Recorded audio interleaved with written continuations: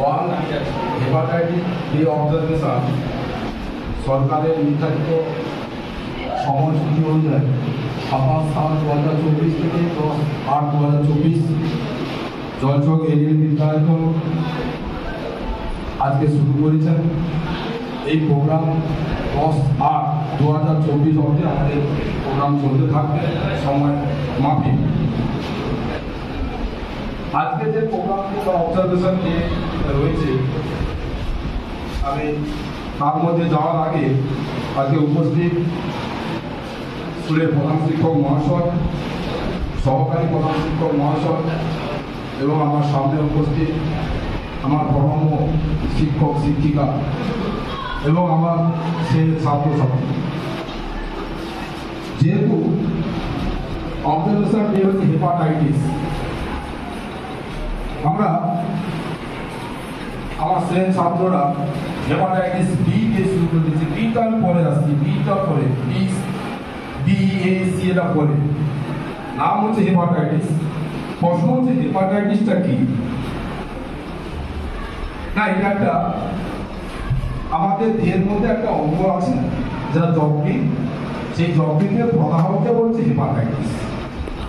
হেপাটাইটিসটা কি? যকৃতের প্রদাহকে বলছে হেপাটাইটিস। এবার আমি এখনো বি আসিনি, বি বা পরে আমার তো অবজারভেশন হেপাটাইটিস ডে অবজারভেশন। তাহলে যকৃতের প্রদাহকে বলা হচ্ছে হেপাটাইটিস। তাহলে এই প্রদাহ বা এই রোগ সৃষ্টিকারী যে ভাইরাসটি রয়েছে সেটা হচ্ছে কি না বি ভাইরাস। কি ভাইরাস? B virus. তাহলে বি ভাইরাস দ্বারা যকৃতে আক্রান্ত এই রোগটাকে বলা হচ্ছে কি কি বলা হচ্ছে না যকৃৎ হেপাটাইটিস বলা হচ্ছে, যেহেতু যকৃতের মধ্যে এই রোগটা হচ্ছে। প্রশ্ন হচ্ছে আমরা সবাই কেন শুধু হেপাটাইটিস বি নিয়ে এত আলোচনা করছি? কেন কেন এ নয়, কেন সি নয়, শুধুমাত্র বি? যেমন একটা আমাদের গ্রামের দিকে কিছু হলে স্ট্রোকে মারা গেছে মানুষ, কিন্তু স্ট্রোক কথাটা বলার আগে বলতে হয় কি হার্ট ব্লক হতে পারে, হার্ট অ্যাটাক হতে পারে, যা কিছু সব বলে দেখি স্ট্রোক হয়েছে। তাহলে হেপাটাইটিসের ব্যাপারটা যদি বলি, আমরা সবার মুখে শুধু কি হেপাটাইটিস বি, হেপাটাইটিস বি। প্রথমে আসলে আমাদের হেপাটাইটিস সংক্রান্ত বিষয়। প্রশ্ন হচ্ছে যে হেপাটাইটিসের তিনটে ভাগ রয়েছে, hepatitis A, hepatitis B, hepatitis C. আচ্ছা, আমি ভাগটা যাওয়ার আগে যেহেতু এটা ভাইরাস গঠিত রোগ, আমি একটু ভাইরাস নিয়ে কথাটা বলি, তারপর আমি এর মধ্যে ঢুকবো। আমি ক্লাসে অলরেডি তোমাদের 11 সায়েন্সে ভাইরাস পড়িয়েছি। আচ্ছা, নিউক্লিয় প্রোটিন দ্বারা গঠিত এটা অকোষীয় রোগ সৃষ্টিকারী একটা ক্ষুদ্র জীব, যেটা জীব ও জড়ের মধ্যবর্তী পর্যায়ে বস্তু বলা, ঠিক তো? বলছে ভাইরাসের মধ্যে যে কোনো এক প্রকারের নিউক্লিক অ্যাসিড থাকে, হয় ডিএনএ অথবা আরএনএ, যে কোনো এক প্রকার, দুটো কখনো একসঙ্গে থাকবে না। তাহলে হেপাটাইটিস বির মধ্যে এখানে কে রয়েছে? আরএনএ না ডিএনএ? ডিএনএ রয়েছে। আরএনএ নয়, কিন্তু একসঙ্গে দুটো বলে কিন্তু দুটো খেয়ে যাবে। তাহলে ভাইরাসের মধ্যে যে কোনো এক প্রকারের নিউক্লিক হয় ডিএনএ অথবা আরএনএ। আচ্ছা, এটা হলো। এবার দেখো, এটা হচ্ছে হেপাটাইটিস বি ভাইরাসের একটা স্ট্রাকচার। আমরা জানি যে ভাইরাসের যে প্রোটিন আবরণটাকে কি বলা হয়েছিল? সায়েন্সের স্টুডেন্ট কি ক্যাপসিড বলা হয়েছিল। তাহলে ক্যাপসিডের মধ্যে কোলক আছে, এর দুটো কোলক আছে। বাইরের কোলকটাকে বলছে সারফেস অ্যান্টিজেন আর ভিতরটাকে বলছে কোর অ্যান্টিজেন। এবং ভাইরাসের মধ্যে এই বি ভাইরাসের মধ্যে যে কোনো এক প্রকারের নিউক্লিক অ্যাসিড দ্বিতন্ত্রী ডিএনএ, ডিএনএ সাথে কতন্ত্রী হয় দ্বিতন্ত্রী ডিএনএ রয়েছে। আমি এটা যাচ্ছি না। এবার আমরা আলোচনা করব, যেহেতু এটা ভাইরাস গঠিত রোগ, তোমরা জানবে যে ভাইরাস আমাদের দেহের মধ্যে সাধারণত বেশি দিন থাকে না। এই যে করোনা হয়েছিল, করোনা পিরিয়ডে ভাইরাস যদি বেশি দিন থাকতো, আমি ক্লাসেও বলেছিলাম, তাহলে এই যে কত হাজার মানুষ মারা গেছে, এটা তখন কোথায় চলে যেত? লাখে বা কোটিতে চলে যেত। ভাইরাস আমাদের দেহের মধ্যে বেশি দিন কিন্তু থাকে না। আরেকটা কথা, ভাইরাস ইয়াং ক্লাসে বলেছিলাম ইয়াং জেনারেশনে কিন্তু ক্ষতি করতে পারে না। কেন কেন পারে না? না তাদের যে ইমিউনিটি পাওয়ার, সেই পাওয়ারকে ভাইরাস অত সহজে কমাতে পারবে না। এই জন্য করোনা লকডাউনে ইয়াং জেনারেশন তারা মাঠে খেলছে, মুখে মাস্ক নেই, তাদের কয়েকজনের মাত্র হয়তো হয়েছে বা হয়নি, বা বিদেশ গায়ে মাঠে খেলাধুলা করছে যে কারণে জ্বর হয়েছে। ভাইরাস দ্বারা কিন্তু ইয়াং জেনারেশনে কিন্তু সাধারণত আক্রান্ত হয়নি। কার হয়েছে? কাদের হয়েছে? না বয়োজ্যেষ্ঠ মানুষদের। কেন হয়েছে? কেন হয়েছে তাদের? না তাদের ইমিউনিটি পাওয়ারটা তুলনামূলক কম। কেন কম? বয়স হলে তোমরা জানো যে সেল অর্গান ঠিক মতো কাজ করে না। এর মধ্যে যে এনজাইম রয়েছে, প্রোটিন পরিবারকারী উৎসেচক, কার্বোহাইড্রেট পরিবারকারী উৎসেচক, ফ্যাট, সেগুলো ঠিক মতো কাজ করে না। যে কারণে বয়োজ্যেষ্ঠ মানুষকে তুমি ভালো রান্না করে দাও, জিভের স্বাদ নষ্ট হয়ে গেছে, যত ভালো রান্না করে তারা কি করবে? তরকারি টেস্ট হয়। ইয়াং জেনারেশন কে হয়তো বয়স্ক মানুষগুলো তারা সহ্য করতে পারে না কোনো কিছু পারপাসে। কেন? তাদের সেই সক্ষমতা নেই। তোমার কিছু কাজকর্ম দেখা সেই সক্ষমতা তাদের নেই বা হারিয়ে ফেলেছে। এটা হয় সবাই হবে। তাহলে ভাইরাস ইয়াং জেনারেশনকে আক্রমণ করতে পারবে না, তাদের ইমিউনিটি পাওয়ারের কাছে ভাইরাস টিকতে পারবে না। এবার বলি যে ভাইরাস তাহলে কিভাবে ভালো হয়ে গেল? ভ্যাকসিন দিয়ে হয়েছে। তো ভ্যাকসিন ভাইরাসের সেভাবে এমন কিছু ওষুধ আবিষ্কৃত এখনো হয়নি। করোনার সময় কত দেশ চেষ্টা করেছিল টিকা আবিষ্কার করার জন্য, কত রকম বের হয়ে একটা টিকা হয়তো আমরা পেয়েছি, কিন্তু সেই টিকা কি বিষয় সেটা আমরা তো জানবো না। তবুও বলছি যে টিকা না দিলেও আমাদের কিছু একটা হতো বলে আমার মনে নেই। ইয়াং জেনারেশন বলছি, যেহেতু বয়োজ্যেষ্ঠদের বিভিন্ন রোগ জড়িয়ে আছে শরীরে, সেখানে ভাইরাস সামান্য একটু অ্যাটাক করা মানে রোগের বিভিন্ন অঙ্গকে সে অ্যাটাক করে দিতে। সে হার্টের সমস্যা হতে পারে, হ্যাঁ, যকৃতের সমস্যা, যে কারণে তাড়াতাড়ি সমস্যা। হেপাটাইটিসের তিনটে ভাগ: hepatitis A, hepatitis B, hepatitis C. কথা বলি হেপাটাইটিস এটা কি বলছে না? হেপাটাইটিস এ মানে তাহলে সেটা কি না? হেপাটাইটিস এ ভাইরাস দ্বারা আক্রান্ত হচ্ছে। হেপাটাইটিস এ, তাহলে হেপাটাইটিস এ ভাইরাস দ্বারা আক্রান্ত হচ্ছে। কিভাবে আক্রান্ত হচ্ছে? না আমরা জানি হেপাটাইটিস এ যে ভাইরাস, এই যে ভাইরাসটি বিশেষ করে HIV আক্রান্ত ব্যক্তি, কি বললাম? HIV এটা একটা ভাইরাস। HIV ভাইরাসটা কি রোগ সৃষ্টি করে? এইডস রোগ সৃষ্টি করে। তাহলে HIV ভাইরাস আক্রান্ত ব্যক্তির মল থেকে এই ভাইরাসটা সুস্থ ব্যক্তিতে প্রবেশ করে। কেমন না? HIV আক্রান্ত ব্যক্তির মল অন্য কোনো জিনিসকে যখন দূষিত করে দেয়, ওই জিনিসটা যখন সুস্থ ব্যক্তি সে মুখের কাছে নিয়ে আসে, তখন কি হয় না? ওই ভাইরাসটা তখন সুস্থ ব্যক্তির দেহে প্রবেশ করে। এটা হচ্ছে হেপাটাইটিস এ। এটা পার্টিকুলার HIV আক্রান্ত ব্যক্তি থেকে হয়, এটা মনে রাখবে, যেটা এইডস রোগ সৃষ্টি করে। আর হেপাটাইটিস বিটা কি? যেটা এটা আমরা সবাই হেপাটাইটিস বি বলছি। এটা হচ্ছে রক্ত বা তেল অন্য কিছু তরলের মাধ্যমে এই ভাইরাসটা সংক্রামিত হয়। কি রে, এটা কেমন ভাবে সংক্রামিত হবে? না, যে ব্যক্তি, একজন ব্যক্তি মনে করো যিনি অনাক্রমতাহীন মানে ইমিউনিটি পাওয়ারটা কম। দেখো প্রত্যেক মানুষের শরীরে ইমিউনিটি পাওয়ার আছে। আমি আগে ক্লাসে বলেছি সবার সমান নয়। কেউ সারাদিন মাঠে জলে খেলছে, তার কিছুই জ্বর হয়, আবার কেউ সকালে তাড়াতাড়ি উঠে পড়ে তার হাঁচি কাশি শুরু হয়েছে। তারপরে কি ইমিউনিটি পাওয়ারটা সবার সমান নয়। কত ক্লাসেও বলেছি, তাহলে ইমিউনিটি পাওয়ার যার অনাক্রমতাহীন যে ব্যক্তি, ওই ব্যক্তি যদি সংক্রামিত ব্যক্তির তরলের সঙ্গে কোনো কারণে মিশে যায় বা দেহ তরলের সঙ্গে সংস্পর্শে আসে, তখন কিন্তু কি হবে না? হেপাটাইটিস বি দ্বারা আক্রান্ত হবে। একটা স্বাস্থ্য সংস্থা রয়েছে যার নাম WHO, মানে ওয়ার্ল্ড হেলথ অর্গানাইজেশন। এরা কি করে? এদের এই দপ্তরের কাজ কি? তারা প্রত্যেক দিন, প্রতি মাসে, প্রতি বছর তারা এই রোগ নিয়ে চর্চা করে। কি রোগ নিয়ে? না শিশুদের পুষ্টিগুণ কেমন হতে হয়, কি খাদ্য গ্রহণ করে সে যদি পুষ্টিগুণ হয়, বিশ্বের কোনো মহামারী রোগ আসতে চলেছে নাকি তার জন্য গবেষণা চিন্তা ভাবনা করে। তারা একটা পরিসংখ্যান দিয়েছে কি যে বিশ্বব্যাপী 2 বিলিয়ন মানুষ এই ভাইরাস দ্বারা প্রভাবিত হচ্ছে বা আক্রান্ত হচ্ছে এবং প্রতি বছর 6 লাখ মানুষ সারা বিশ্বে মারা যাচ্ছে এবং ভারতবর্ষের মধ্যে বলেছে কি প্রায় 4 কোটি মানুষ হেপাটাইটিস বি এই রোগে আক্রান্ত। মানে বুঝতেই পেরেছো আমাদের ভারতবর্ষের 4 কোটি মানুষ, ভারতবর্ষের 4 কোটি মানুষ আক্রান্ত হচ্ছে। কিন্তু কেন আজকে এই প্রোগ্রামগুলো সরকার দিচ্ছে?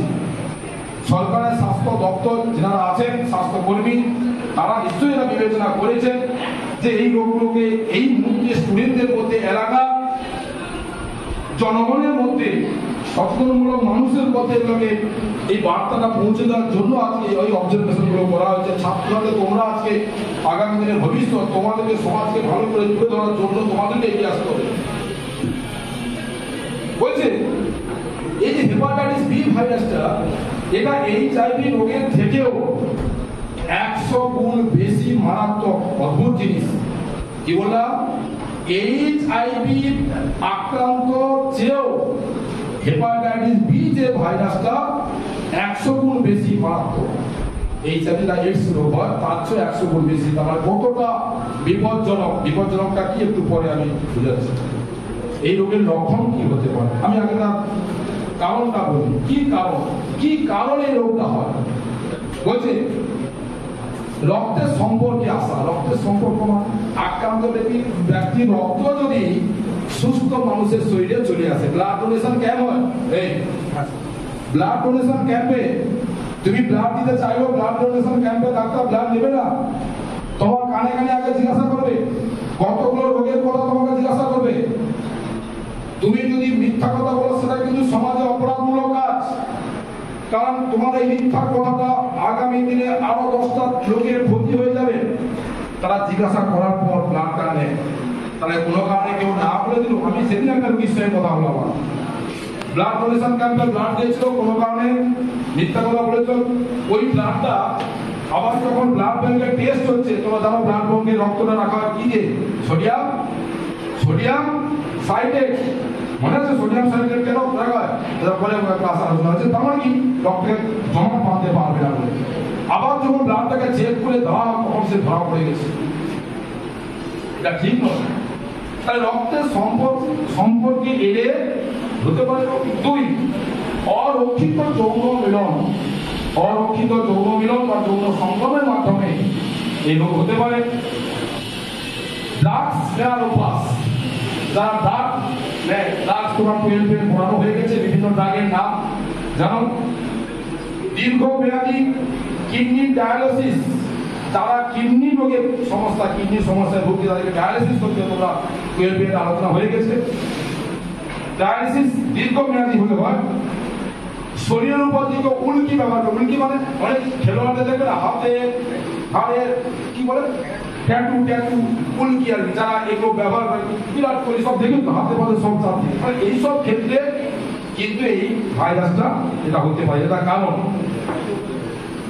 এবার আমি আলোচনা করবো রোগের লক্ষণটা কি। স্যার বলেছিলেন রোগের লক্ষণগুলো। খিদের অভাব, খিদের অভাব হবে, ক্লান্তি অনুভব, হালকা জ্বর হবে, বেশি আমাদের যে অস্থির জোরগুলো রয়েছে সেগুলো কি হচ্ছে ব্যথা অনুভূত হবে, বই ভাব হবে বা বমিও হতে পারে, ত্বকে রংটা হলুদ হয়ে যাওয়া, এবং স্যার বলেছিলেন যে মূত্রের রংটা কালো হয়ে যেতে পারে। এগুলো হচ্ছে লক্ষণ। তবে গবেষণা দেখা গেছে কি, এরা গবেষণা করে বলেছে যে প্রাথমিকভাবে লক্ষণটা খুব বোঝা যায় না। তোমার এই সমস্যাগুলো হলে তোমাকে নিজেকে সচেতন হতে হবে, নাহলে যা হোক পরে দেখা যাবে কিন্তু বাজে, মানে খুব ভুল সিদ্ধান্ত। লক্ষণগুলো, এই লক্ষণগুলো তোমরা শিক্ষিত, তোমাদের জানতে হবে লক্ষণগুলো হলে আমাকে আমার টেস্টগুলো করতে হবে। এটা যে লক্ষণ। এবার হচ্ছে রোগটা আমি কিভাবে টেস্ট করবো। 3টে টেস্ট রয়েছে। একটা হচ্ছে কি সাধারণভাবে ব্লাড টেস্ট। ব্লাডের অনেক টেস্ট রয়েছে। আমি 12 ব্লাড চাপটা, 11 ব্লাড চাপটা ব্লাড চাপটা যখন পাবো তখন দেখবে ব্লাডের অনেক ভাগ রয়েছে। Blood test normal blood test করলে বোঝা যায়। দ্বিতীয়ত যেটা রয়েছে কি এলিজা টেস্ট, এনজাইম লিঙ্ক ইমিউনোসলভেন্ট এসে, এনজাইম লিঙ্ক ইমিউনোসলভেন্ট এসে মানে এলিজা, এই টেস্টটা করে বোঝা যায়। আর যে অস্ট্রেলিয়ান অ্যান্টিজেন টেস্ট, কি হলো অস্ট্রেলিয়ান অ্যান্টিজেন, এই টেস্টগুলোর মাধ্যমে কিন্তু এই রোগগুলোকে নির্ণয় করা যায়। চাইল্ড স্পেশালিস্টের একটা কাছে গেলে ডাক্তারের কাছে তাদের একটা লিস্ট থাকে, 1 বছরে কি ভ্যাকসিন, 2 বছরে বাচ্চাদের কি ভ্যাকসিন, 10 বছরে কি ভ্যাকসিন, 15 বছরে কি ভ্যাকসিন, তাই তার লিস্ট দেওয়া থাকে। তাই টিকা নেওয়া অবশ্যই জরুরি। যদি তুমি বলো না যে আক্রান্ত হয়ে থাকে বুঝবে তারপর টিকা নেবে, তখন কিন্তু কি হবে, যকৃতের উপর অলরেডি তার প্রভাব পড়তে শুরু করে দিবে। কিরে তখন টিকা নিলে তার কোনো আর দাম বা ভ্যালু থাকবে না। তাই টিকাটা তোমাকে ডাক্তারের পরামর্শ অবশ্যই নিতে হবে। না আমি রোগ হোক তারপরে টিকা নেব, তখন কিন্তু ও যকৃতে অ্যাটাক করে দেবে। যকৃত অ্যাটাক হয়ে গেলে কি হবে, দুটো মারাত্মক রোগ হয়ে যাবে। যকৃত সিরোসিস রোগ তোমার নাম শুনেছো। অতিরিক্ত যারা মদ্যপান করে, যকৃত সিরোসিস, যকৃত কাজ করতে পারবে না, আর যকৃতে ক্যান্সার হয়ে যাবে। হয়েছে হোক, আমি টিকা ফিকা কিছু নেব না। যত দেরি করবে রোগের প্রকোপ আরো বাড়তে থাকবে। এটা হচ্ছে আরেকটা বিষয় যে উদ্ধার ব্যবস্থাটা বলবে চিকিৎসা পদ্ধতি তুমি কিভাবে নেবে। যে হেপাটাইটিস বি সংক্রমিত হয়ে গেলে বলছে পুরানো যারা রোগী মানে যে আগে এই রোগে আক্রান্ত হয়েছে তাদের ভাইরাল প্রতিরোধী ওষুধ কি হতে হবে, তাকে নিতে হবে। এবার ওই ওষুধটা কি করবে, ওই ওষুধটা কি করবে না, রক্তের মধ্যে ভাইরাসের পরিমাণটাকে হ্রাস করতে থাকবে। কিরে আমরা ইন্টারফেরন পেতে বলেছি, কিরে ইন্টারফেরন বলেছে। ইন্টারফেরনটা কি না, ভাইরাস যে জায়গায় আক্রমণ করবে ওই আক্রান্ত স্থান থেকে ওই একটা রস নিশ্চিত করে কি করবে না, ভাইরাসের বিভাজনটাকে রোধ করে দেবে। ঠিক আছে, তাহলে ওই ওষুধটা কি করবে না, পুরানো যে রোগী তাদের ভাইরাসের পরিমাণটাকে হ্রাস করতে থাকবে এবং সেখানে কি হবে, যাতে পরবর্তীকালে যকৃত সিরোসিস বা ক্যান্সারের ঝুঁকিটা থাকবে না। সেটা তো সামান্য একটু ক্ষতি করবে, বড় ধরনের যকৃত সিরোসিস বা ক্যান্সার রোগ আছে সৃষ্টি করতে। বুঝা গেছে? তাহলে রোগ হলে ওষুধ খাবো বা টিকা নেবো এটা ভুল ধারণা। তোমাকে সরকার পদক্ষেপ নিচ্ছে, ডাক্তারগুলো বলছে তোমাকে টিকাটা নিয়ে নাও, আগে আগাম সতর্ক বার্তা হিসেবে এটা করছে। এই হচ্ছে বিষয়। আমাদের সচেতন থাকতে হবে। তোমরা শিক্ষিত ছেলে মেয়ে তোমরা আছো, তোমরা তোমাদের এলাকায় মানুষকে বোঝাতে হবে তোমরা পড়াশোনা করছো, টিকা নেওয়াটা জরুরি। কিরে টিকা নেওয়াটা জরুরি বা ভাইরাস গুলো কোনো সমস্যা হলে আমি যেটা বললাম, সেই ভাইরাস যে লক্ষণগুলো বললাম এই সমস্যা হলে তোমাকে ডাক্তারের পরামর্শ নিতে হবে, ওষুধ খেতে হবে, হ্যাঁ, যাতে না বড় ধরনের কোনো বিপদ আসার আগে তুমি সুন্দরভাবে থাকতে পারো। ভাইরাসের যেটা ভাইরাস ঘটিত রোগ, আমরা ভাইরাসের জননটাকে ঘটানোর আগে তাকে দমন করতে হয়। কে তার লাইফ সাইকেলে দুটো চক্র আছে বলেছিলাম, লাইফিং চক্র আর কি লাইসোজোমিক চক্র। মনে হচ্ছে ভাইরাসের লাইফিং চক্রের ক্ষেত্রে কি হচ্ছে, ভাইরাস কি করে না পোষক কোষে প্রবেশ করার পর তার দেহ থেকে বংশ বিস্তার করার পর তাকে ধ্বংস করে ও বাইরে বেরিয়ে যাবে। যাতে লাইফিং চক্রের মাধ্যমে টি সিরিজযুক্ত ফাজের ক্ষেত্রে হয়। আর লাইসোজোমিক চক্রের ক্ষেত্রে কি হবে, পোষক দেহ থেকে তার যে বংশ বিস্তার করার পর তাকে মারবে না, কিন্তু তার ডিএনএর সঙ্গে এর ডিএনএ যুক্ত হয়ে কি করবে, তা প্রোফাজ গঠন করবে। তখন ভাইরাসের চরিত্র দাও কেমন অদ্ভুত ধরনের, তুই যার খেলি যার পরে তাকে আবার ধ্বংস করে তুই বেরিয়ে গেলি। কে ভাইরাস বিভিন্ন রকম রূপ দেখাতে পারে, রূপ দেখানোর আগে তোমাকে এই ধরনের পদক্ষেপ নিলে তোমার যকৃতটা সুন্দর থাকবে, সেটা কাজ করতে পারবে। আমি আপাতত এইটুকু আলোচনা করে আজকে আমি আমার শেষ করছি। পরবর্তী